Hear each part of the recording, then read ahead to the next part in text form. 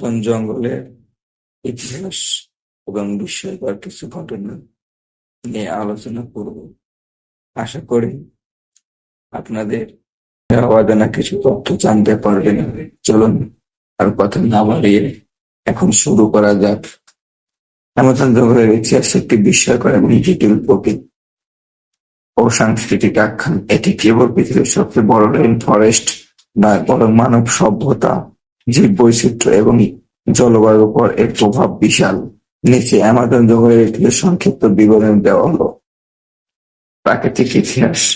এই আমাজন জঙ্গলের প্রাকৃতিক ইতিহাস অনেকের মধ্যে অনেক ধরনের হতে পারে, কিন্তু এখন পর্যন্ত তথ্য বিশ্লেষণ করে যেগুলো জানা গেছে সেগুলো হলো গঠন এবং উৎপত্তি।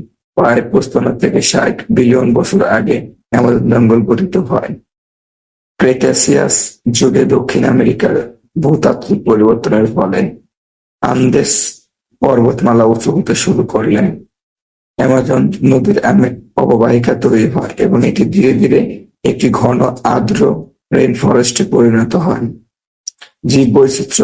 অ্যামাজন জঙ্গলে রয়েছে বিশেষ ধরনের এবং অজানার কিছু তথ্যই। অ্যামাজন জঙ্গল হাজার প্রজাতির গাছ এবং 400 বিলিয়ন গাছপালা, 390 বিলিয়নের বেশি পাখি বা প্রজাতি, 428 স্তন্যপায়ী প্রাণীর প্রজাতি এবং অসংখ্য কীটপতঙ্গ ও উভচর। এটি পৃথিবীর 20% অক্সিজেন উৎপাদনে ভূমিকা রাখে, তাই একে পৃথিবীর ফুসফুস বলা হয়। 1941 সালে স্প্যানিশ অভিযাত্রী ফ্রান্সিসকো দে ওরিয়ানা অ্যামাজন নদী অনুসন্ধান করেন। তিনি এই অঞ্চলকে অ্যামাজন নাম দেন কারণ স্থানীয় এক মহিলা যোদ্ধাদের সাথে তার সংঘর্ষ হয়। জেলাকৃত বনজ সম্পদ আহরণের জন্য ব্যাপক বন কাটা হচ্ছে।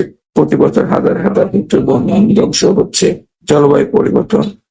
অ্যামাজনের ধ্বংস বিশ্বব্যাপী জলবায়ু পরিবর্তন প্রভাব ফেলছে।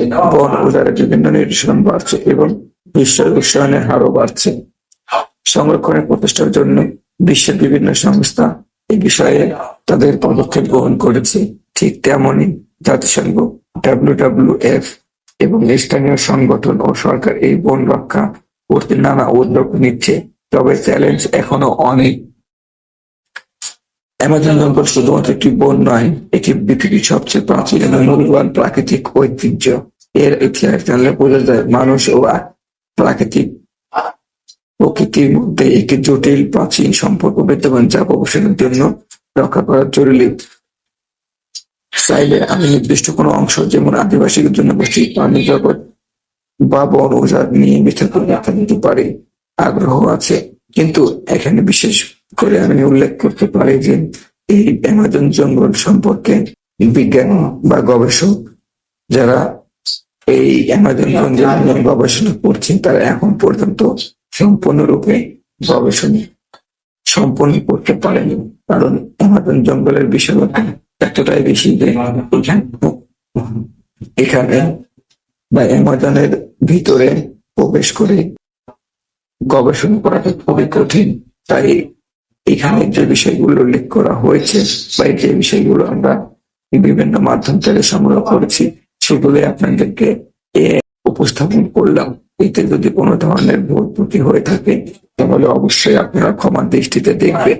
আমি যেহেতু নতুন কন্টেন্ট ক্রিয়েট করছি, সেক্ষেত্রে যদি কোনো ধরনের কথা বা ভাষাগত ভুল ত্রুটি হয় তাহলে ক্ষমার দৃষ্টিতে দেখবেন।